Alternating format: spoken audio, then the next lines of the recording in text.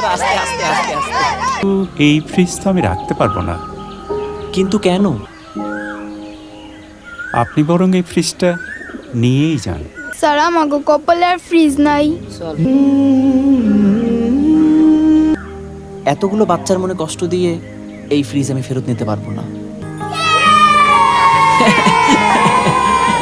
জামান সাহেব, ফ্রিজটা ডেলিভারি হয়েছে?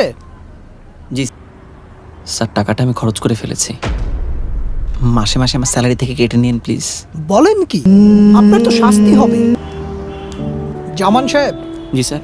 আপনাকে তো হেড অফিসে ডেকেছে। জামান সাহেব এদিকে আসুন।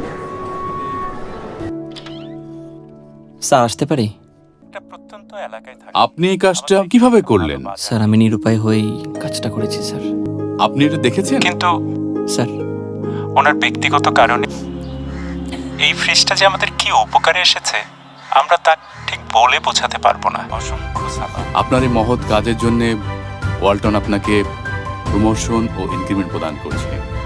Thank you. সেটি ওয়ালটনের পক্ষ থেকে উপহার হিসেবে ওদেরকে দেওয়া হচ্ছে। We are really proud of you. Thank you sir.